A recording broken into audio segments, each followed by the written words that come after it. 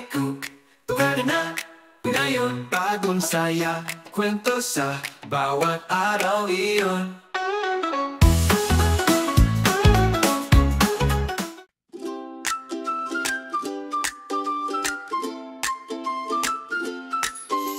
Si Mumba ang Geno, may tapang na kumikislap.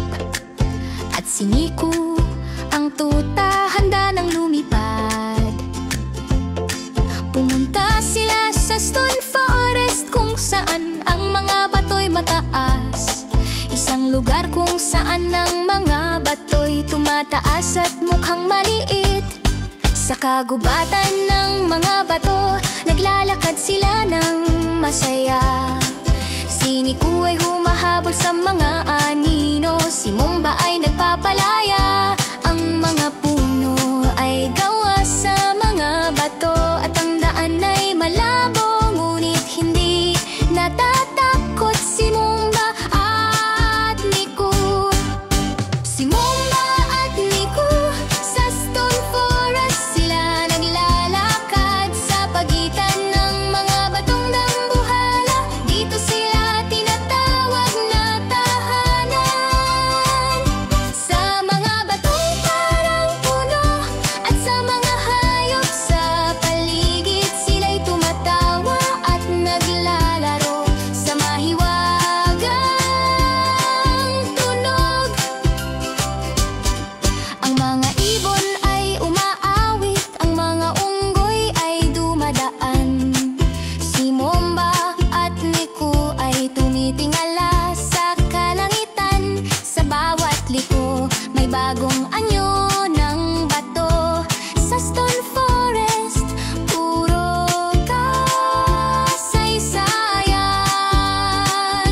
Mula sa maliit hanggang sa malaki, ang mga bato'y buhay. Si Mumba at Nico ay patuloy na nag-iimbestiga, sila'y lumalago.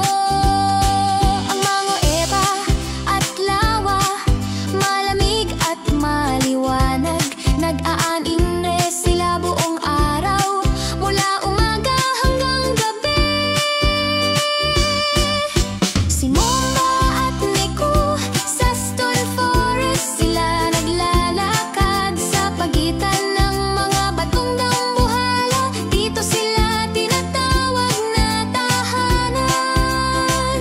Sa mga batong parang puno at sa mga hayop sa paligid, sila'y tumatawa at naglalaro sa mahiwagang tunog. Ang mga talon ng tubig ay bumabagsak at ang mga hayop ay tumatalon.